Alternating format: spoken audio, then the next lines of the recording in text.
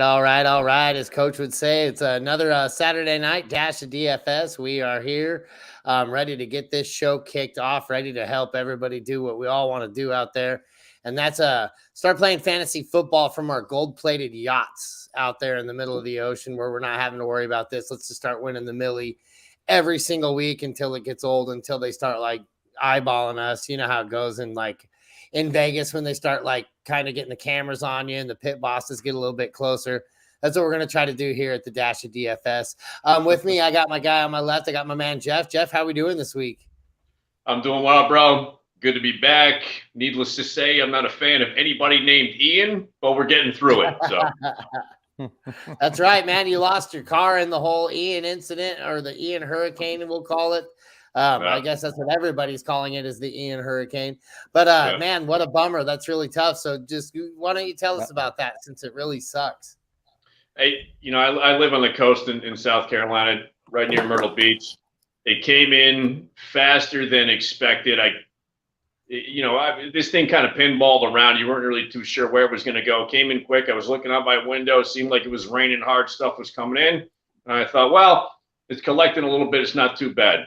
I sit down for 15 minutes. I look back, and next thing you know, I can't get my car anywhere because we got about 3 feet of water. So, so much salt water got in the car, on top of the seats, and everything, that it's just shot. So, yeah. So man. does insurance just deem that a total loss for you? Not to make this an insurance podcast, but I'm just curious now. It is a total loss, my man. Good thing I work for a golf cart dealership, so I've been cruising around on a golf cart back and forth to work for the last week or so, and we'll take the next couple of days to look for a new vehicle. That's how it should be anyways. Like, I'm sorry that it took a hurricane for your job to finally figure out that you need to be out there repping the best one at all times. Like, I want to have some big speakers on this thing. I want to have lights on this thing, like make it really snazzy. That's the cart that you need to be driving to and from work.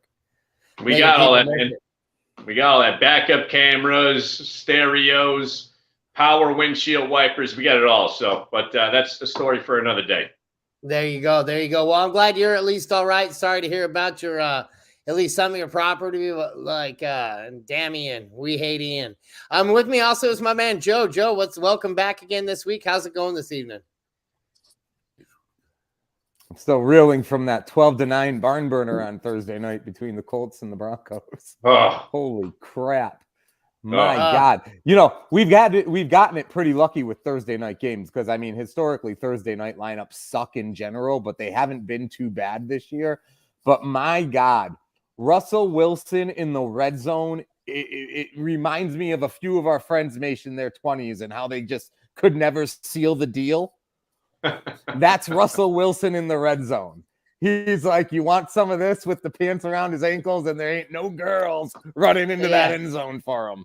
It is rough to watch. Oh, it's tough, man. Like, I know as a Broncos fan, especially, I'm like, oh, this hurts. But the one thing I can remember about Russell Wilson is, like, most of the time he does this. He takes the first few weeks of the season off, and then all of a sudden he becomes this elite guy that we just remember. If we look at his numbers in Seattle, I'm telling you, weeks 1 through 5 and weeks 1 through 6, on average, he was a lot less. And then it just seemed like something would kick into gear and he wanted to start winning football games. So let's hope that rest starts showing up here soon. If it's going to be like this the rest of the season, oh my Atlanta, like that was a game to watch. I tell you what, I hope you had McManus in your captain seat. And the Denver defense. I cashed with the Denver defense in the captain seat too. That's smart, man. And just real quick, just in case you're like, well, surely next Thursday's game can't be that bad. Just not to skip ahead of things, because I know we have a whole week 5 to deal with, but the week 6 Thursday night game are the Commanders at Chicago. So fucking rip your eyeballs out now. Right.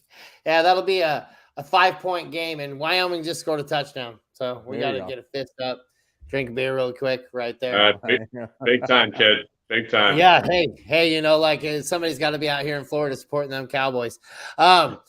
real housekeeping stuff or real fast housekeeping stuff, go to www.toiletstitles.com for the best video articles, NFL fantasy content. We got the best articles in the business, man.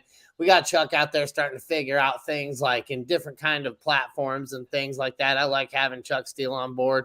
Make sure you hit that like button, subscribe, hit the bell, give us a 5-star Apple review. Even if it's a bad review, don't be a jerk. Just go ahead and give us a 5-star review and then tell us what you want us to change or why we suck or why you think we suck. And we'll probably even read it here on the air, even if it is mean, because we're kind of fun like that. And make sure you join our Patreon, guys, because it's there's a whole lot of tiers. They're scrolling down here at the bottom. Go ahead and read them, but it's patreon.com/toiletstitles. There's all kinds of cool stuff on there, especially the $20 one, the one-on-one roster analysis, and we'll even do a 30-minute show breakdown of your favorite league. So definitely hit us up on that one, and we'll have some fun. We got our man Nate Wallen checking in. What's going on, Nate? How we doing this evening? It's good to see you're around and you're okay. I wish this guy would have came down. He could have explained to me what all these bucket bunnies are and things like that. I've been reading all kinds of stuff about linemen when they come to Florida. That's what clogs up the Tinder and all kinds of stuff. So you'll have to elaborate a little bit on that. And then he says it's going to be an old-fashioned barn burner this coming Thursday. Bet the under. Yep. And if Nate tells you to bet the under, you bet the under, just like how Nate will tell you to bet the Daniel Jones that he's going to get the over on rushing, because you always want to bet that because he'll always get the over on rushing. Okay, enough of this. It'll be the only over he gets. Right. Yep. That's the only over he ever get the over on rushing. That's right. And Nick Chubb is going to get over 88 yards every single week as well. So those are the two rock solid locks that Nate will give you every week. But definitely we want to check that show out. I love dollars to deuces. So go ahead and kick this off, guys. I know we had Jeff prepped up. He wanted to talk about some of his fades of the week this week. Jeff, why don't you go ahead and kick off our quarterback fades of the week? We usually got one fade. I'm looking at two specific guys this week. One, surprisingly enough, is Jared Goff. Now, people might be thinking, well, it's Jared Goff. That's not a surprise. However, you might not realize he's first in passing touchdowns amongst quarterbacks, and he's third in yards, fifth overall amongst quarterbacks in fantasy points. I don't even know if we've ever been able to say that about Jared Goff. I say all that to say this. He's got all that. He's averaging in the games against New England 149 yards, 1 touchdown, and a 57.5 QBR. Versus Belichick's defense. This game is in New England. I think this is going to be a tough game for Goff. I don't think he's going to continue that trend. Not that I don't think it's going to continue down the line. Just outdoor New England, I think it's going to be a tough matchup. I'd say fade Jared Goff. My other one is Kyler Murray, home versus the Eagles. For whatever reason, Kyler Murray cannot play at home. He's 0-2 at home this year. He's averaging 254 yards and 1 touchdown and only has 37 yards rushing with 0 touchdowns at home. So I don't get it with this guy. He's amazing on the road. Always pick the guy on the road. At home, he just cannot play in front of home fans, and it seems to always have been the case. So those two guys I'm fading this week, Mike. That's awesome. And Joe, who we fading this week? Who do you got? Yeah. You know, the Kyler one is funny. Kyler, we were talking about Russ Wilson. Kyler Murray, it feels like has bad fantasy first halves, but then wakes up a lot of the time. And whether it's trash TDs in the second half or they're coming back, so they're throwing all second half. Feels like he's got 7 at the end of the first half every week, but then at the end of the week, you look at him and he's in the 20s somehow. But that's a tough matchup, though. I'm kind of with Jeff against Philly. My fades at QB this week, I think Matt Stafford. I think at this point, Matt Stafford's a fade until he actually proves that he can throw for some yardage and touchdowns. That's not just Cooper Kupp. Playing against Dallas, that's not a great matchup for him. He's only averaging 12.7 DraftKings points a week, and I think DraftKings points is a little higher than even like your typical standard quarterback scoring. So it's been dreadful for Stafford, and I'm not sure the Cowboys are the team where he's going to turn it around against. The other guy I was looking that I'm a little worried about this week is Justin Herbert. No Keenan Allen again. They're at Cleveland. I mean, he's been fine in over 23 out of the 4 weeks, but I'm just not loving what I'm seeing out of them so far. Eckler started running the ball really good last week, so I'm not sure Herbert's worth the 7,100 either, but I would definitely stay away from Stafford right off the bat. I like it. So Mikey? my guys that I'm fading this week is Jimmy Garoppolo. I know he's been like kind of the hype going into these games, and everybody's been getting pretty excited about him getting on the football field. But man, he's just every single time I watch this guy play, it reminds me of why nobody really picked this guy up in the offseason. He's a great game manager, but if you're looking for a quarterback to get excitement going on your offense and be able to make drives and be able to get down there and score points, he is just not your guy. I mean, he can get you close and he can get those running backs in the end zone. He's pretty good about doing that. He's also pretty good about extending the play and extending the drive with his legs, but he just can't seem to get the biscuit in the basket very well, and he's never been good at that. And so, I mean, getting 12, 13 points because he's getting 200 yards passing is just, to me, not acceptable. And then my other one is Cooper Rush. I think Cooper Rush finally hits the ground this week. I think the Rams are going to be playing tough.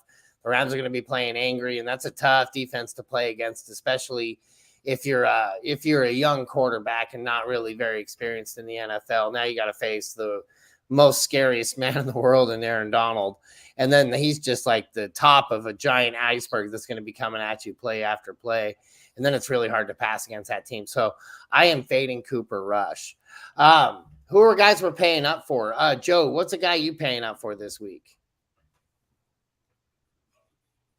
Yeah, and again, everybody knows me. I'm consistent to a fault. Jalen Hurts, 8,100 this week at Arizona. So he's $100 less than Josh Allen at Arizona. He's averaging 27 DraftKings points a game. He only had 17 last week home against Jacksonville. So I expect Philly to have to score some points to win this game at Arizona. I think Hurts is going to get back to his, running, passing, doing it all. At this point, it reminds me. Remember Mr. Perfect, the wrestler? He used to do those things, the little promos where he'd throw the ball to himself, but then he'd catch it too. So he'd throw like a 70-yard bomb to himself. That's what I believe Jalen Hurts will do this week at Arizona, and he will be a fantasy cash cow. That's awesome. Hey, that's not a bad idea. And then I'm just going to say real quick, Mikey, non-QB, because I think to an extent where I don't want to weak out with just a QB. Wide receiver wise, going to pay for Hollywood Brown and Mike Evans this week also.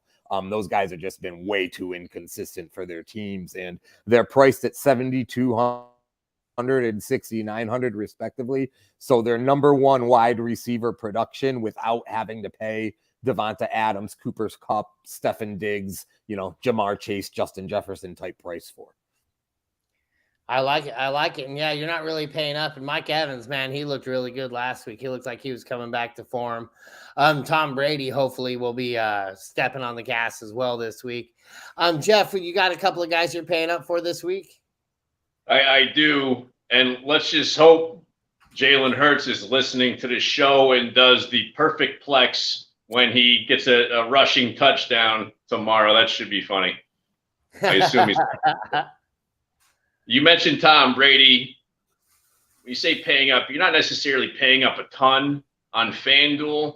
I mean, 7,800 on FanDuel, which isn't, a lot for a quarterback. But Tom Brady is kind of owned the Atlanta Falcons in 9 games in the regular season. Forget about the Super Bowl 51 with that debacle for the Falcons, that is. He's averaged 319 yards and 3 touchdowns versus Atlanta. This whole as the world turns kind of distraction with Giselle. Tom Brady's a guy who kind of fuels off stuff like that. I think he brings this anger into the game against an opponent he's dominated. 7,800 is not a high price to pay for somebody going up with that kind of lineup, especially with some guys coming back. The other guy I'm looking at this is not rocket science. We're all on board with this guy, so it's not a surprise. It's Josh Allen. I get it. He's 9,000, but the guy's averaging 29 fantasy points per game on FanDuel. No, I don't know how you can get away from him. And you can find ways to cut salary somewhere else, but Josh Allen pretty much has to be the guy. And this is his second home game this year. He's had 3 on the road, only 1 at home. They're against Pittsburgh, they don't have the same defense they have had in the past. I think Allen dominates. I think he's going to have a huge game again. Yeah, and I mean, he's actually been kind of contained the past couple of weeks. It seemed like, as far as like you're talking about big Josh Allen games, they've been really, really holding him down. And so for me, I'm like, man, because you don't hold that guy down very long. Real quick, Nate says a bucket bunny is a classy lady that wants to be with the lineman is basically all it is. And you always bet the over on Chubb. Always bet the over on Chubb. You always have to. I'm telling you, that's a moneymaker right there. Well, the guys I'm paying up for this week, and I think we saw Austin Eckler come back to form last week. I called it on the Blitz. We had a guy ask, do I bench Austin Eckler? And I said, no, this is the game he's going to get out there and get you 2 touchdowns. And he did just that, Austin, or I think actually 3 touchdowns. 3. I think he had 2 on the ground and 1 in the air. Right. Yeah. So Austin Eckler back to full form. And we're playing a Cleveland defense that's been banged up. They haven't been really shutting anybody down. I don't think that they're going to be getting it done as much in the passing game as we would like the Chargers to. I think I'm with you on fading Herbert, but I think I'm going to really like Austin Eckler out of that backfield. Another guy that I'm paying up for this week is Dalvin Cook. I mean, so like you said, it's not really paying up when we're talking about 7,300. Like Austin Eckler's 9,000 this week, so that's definitely paying up. But I really like Dalvin Cook at home against Chicago. I think Chicago's a team you can really run against. I think Minnesota's just going to clobber them this week because it's not on prime time and not everybody will be watching. So we'll actually get to see Kirk Cousins be himself. So with that, we'll go ahead and start kicking into lineups. Jeff, why don't you tell us who you're playing on your FanDuel lineup this week? As usual, I've got my couple lineups. I do the stack lineup. And that one, I'm going with the Eagles-Cardinals game. I'm going a bunch from that game. My regular lineup, like I talked about earlier, Tom Brady, at home versus Atlanta, 7,800, no-brainer. Khalil Herbert in Chicago has stepped up. I mean, the last 2 weeks he's had 19 and 20 rushing attempts, respectively. He's gotten in the end zone a bunch. For 7,100 now, he's bumped up in salary, obviously, because of his production. I think that's the way to go. Rashad Penny at New Orleans. It's a tough defense, but Penny, he's had some good attempts. He's a hard runner. For 6,900, I think I'm going that direction. Saving salary in some other places I'm looking at. Godwin, I know it's 7,000, but along with Tom Brady, I agree with Mike Evans, too. Don't get me wrong. But Godwin at 7,000. Last week he had 10 targets. I think he has a lot of targets again this week, so 7,000 is not a high price to pay. Stephon Diggs versus Pittsburgh. 8,600 is a guy I'm paying up for. The last couple of weeks he's been a little bit off of what we saw the first couple of weeks, I think, with Josh Allen against that Pittsburgh defense. Diggs gets back on track. And I'm going with Joe's team. Curtis Samuel is kind of my almost take it or leave it guy at 5,800 versus Tennessee. Curtis Samuel with Joe's boy Carson Wentz. We'll see if he gets it done, but I think that's a good matchup. I mean, Samuel has 37 targets in 4 games. And he's really been a go-to. I see him kind of getting on track. And for 5,800, it's certainly worth a shot. Tight end, I got Tyler Conklin of the Jets versus Miami, 5,300.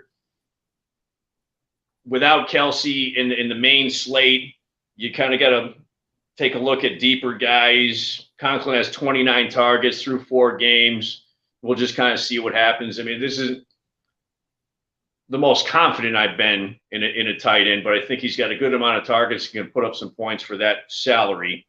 For flex, I'm going Chris, and I believe you pronounce his name Olave. I don't know. I'm off on that one. He averages 11 targets in the last 3 games. We got our boy Andy Dalton at quarterback, who's revived somehow, and Chris is 6,900. And lastly, defense-wise, I've got Jacksonville versus Houston. Houston hasn't proven they can really do anything offensively, so that's 4,600. I think that's probably a good bet in my mind, and that's where I'm going in my regular lineup. Excellent. That's not a bad sounding lineup right there for sure. I can definitely see a lot of those plays really paying off right there, especially if you can sneak in a lot of like high level talent with Josh Allen. That's winning to me. That's what you're looking for there. So the guys who I'm going with this week, and it's funny you brought it up, like Andy Dalton on his resurgence. I went really cheap this week. I got Andy Dalton running he's running as my quarterback on this team. New Orleans hosting Seattle. Seattle's been terrible.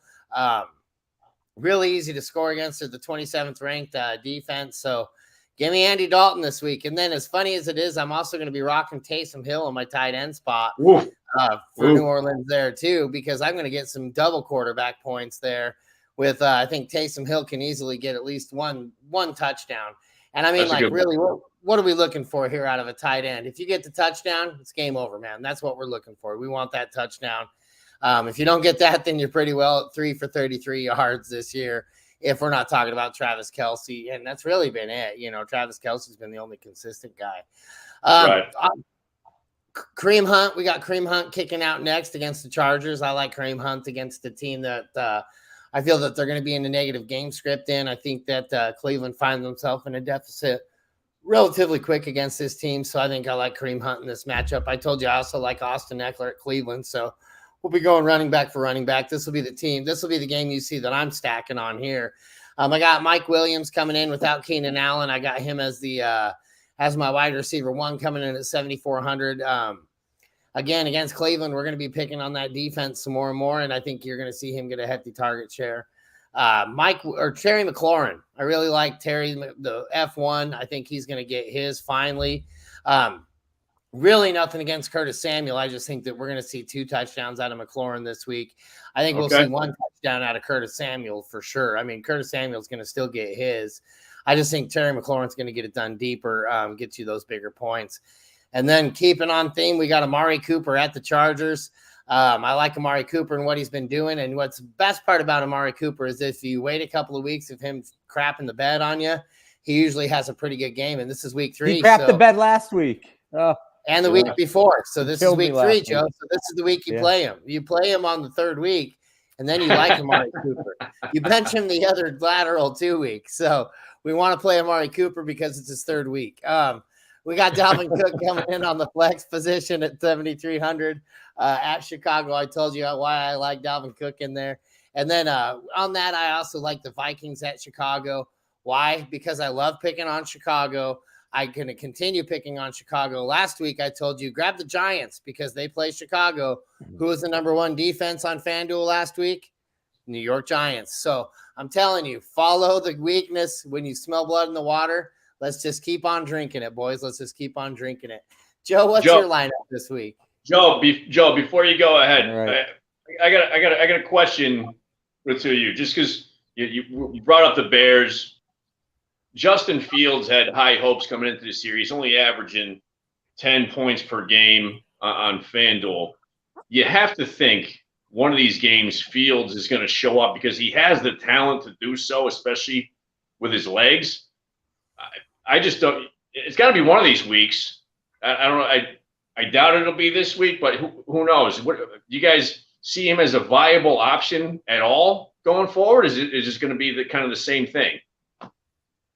I mean, what to me, I feel like what I'm looking for him is he needs weapons. He needs help. He needs something to throw to. He needs people to hand the ball off to. Like Khalil Herbert's a bad man. So is David Montgomery. But when they're getting stacked and you're going to have to rely on your arm and your number 1 option is Darnell Mooney, you're not in good shape. Yeah. You know, I mean, Darnell Mooney is bad. He's a good dude too, but he doesn't know how to handle double coverage. And outside of that, you got Equanimeous St. Brown, which couldn't make it work with Aaron frickin' Rodgers. And I mean, if you're not going to make it work with Aaron Rodgers, you're certainly not going to make it work with a rookie.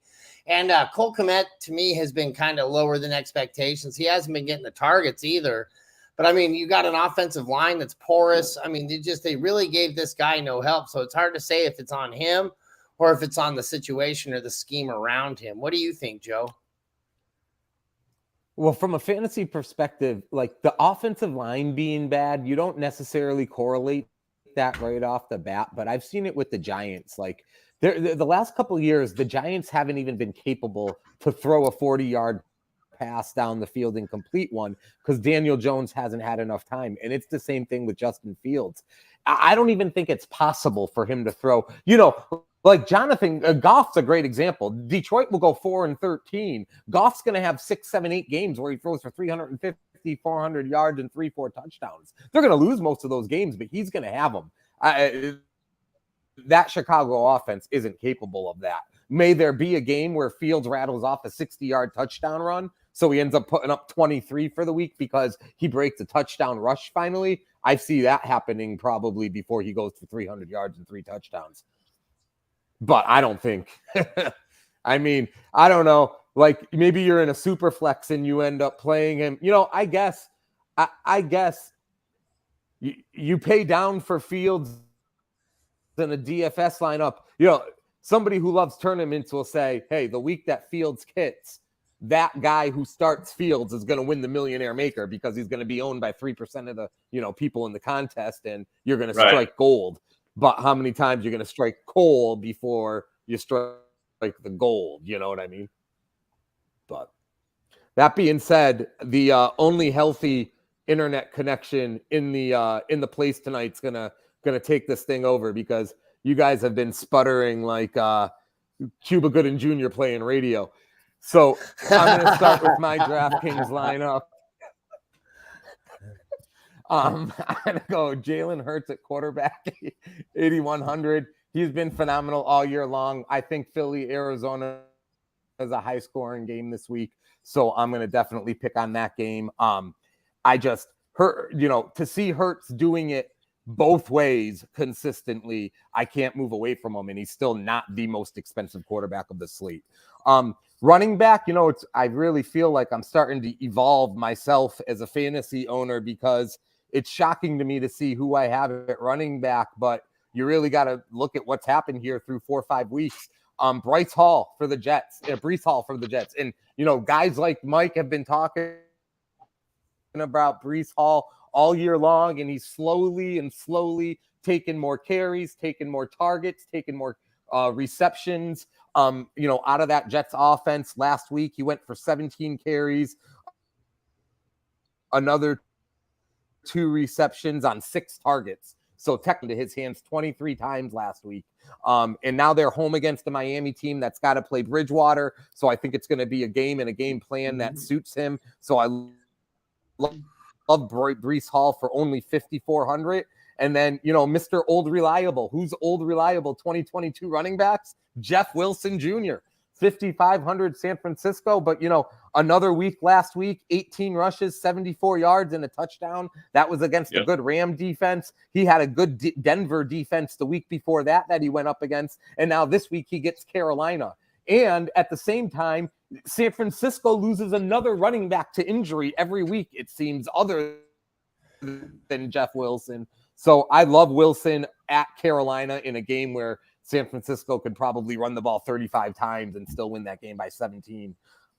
I'll stay at running back because I'm flexing another kind of cheaper running back. But, these rookies and these young guys are really making their mark. Ramondre Stevenson of the Patriots. We already talked about that Detroit-New England game. Stevenson's been double-digit fantasy points 2 weeks in a row. Last week, 14 rushes, 66 yards, another 4 receptions on 5 targets. So they're trying to get him the ball close to 20 times a game now. I don't love that you deal with Harris, and Harris might steal one of those touchdowns.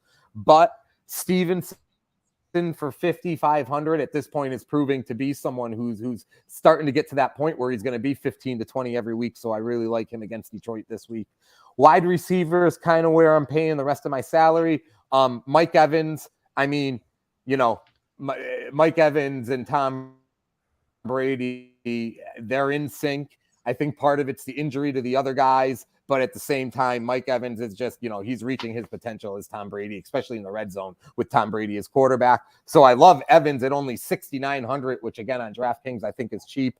Hollywood Marquise Brown, 7,200. He's 300 more than Mike Evans, which I find a little bizarre, but he went for 20 last week, DraftKings points, 31 the week before. The guy's been double-digit targets 3 weeks in a row. It's going to keep on happening as long as DeAndre Hopkins is still suspended. They're playing the Eagles this week. They're going to have to score. So as much as I don't love Kyler Murray, I think Marquise Brown is slated for another 20-point game. My cheap play of the week, and this is where my dad's newer to fantasy, and I try to remind my dad that trash fantasy points are just as good as first quarter ones. And that's really what I'm thinking about this week with George Pickens, 4,300. Pittsburgh's at Buffalo. They'll probably be down 37-10 in the fourth quarter. But you know what? That seems like a great time for Pickett and probably for Pickett and Pickens to grow some chemistry. I got to believe that they're going to let them just chuck the ball all game long again to start really building that rapport and building this new offense in this new era with Kenny Pickett. And I do believe that George Pickens is going to reap some sort of fantasy trash benefit this week at 4,300. I'm also going to take advantage of the fact that Dalton Schultz is just coming back from injury. He's all the way down to 3,400 because he actually didn't catch a ball last week despite coming back. I think against the Rams this week, I think they will have to score some points, and I think Dalton Schultz will become a big part of that game plan again. So I think 3,400 is a bargain for him this week. And then, we've already talked about it. The Minnesota defense is 3,600 home against the Bears, and that's a cash cow. So hard to not go with that at this point. One other thing I want to say is, and I agree, Tom Brady's only 6,000 on DraftKings, and I think that is phenomenal value to Jeff's point. I think he said 7,900 or something like that on FanDuel, but 6,000 on DraftKings is super cheap. And, he had 29 points last week, and I would expect him to have another solid week. So I think that's a great play, Mish. Excellent. And that being said, all right. Yep. Nope. And so excellent lineups, guys. Definitely got some money guys on my radar there. There's going to be a couple of changes I'm definitely going to be making on a couple of my other lineups, just due to your gentlemen's inspirational calls there. So with that, guys, we're going to go ahead and wrap this up. It's Saturday night. We're going to be watching some more of that college football. I know I for sure am. Make sure you get on while you're sitting there watching that. Go on titles.com. Check out some of the videos. Check out some of the articles. See all the hard work these guys are doing, because it's incredible the amount of work that goes into this thing. And it's amazing what these guys pull out and what they put out there for everybody to see. We got Apple Podcasts, YouTube, Podbean, Twitch, When a Family Breaks on Facebook, Spotify. Get on there. Follow us. Give us that hit, the like, the subscribe. Give us the 5-star reviews. Give us the 1-star reviews and tell us how bad we are. Tell us how great we are. Just whatever you can. It all helps. It all helps us get on these kind of radars, get on trends and things like that. And definitely make sure you get on that Patreon, guys. It's a lot of fun getting on that Discord. You will not regret it. It's less than a cup of coffee every month. Just get on there. Let's do it. Let's support each other. Did we lose Mike? Well, one more thing before we go. Do not miss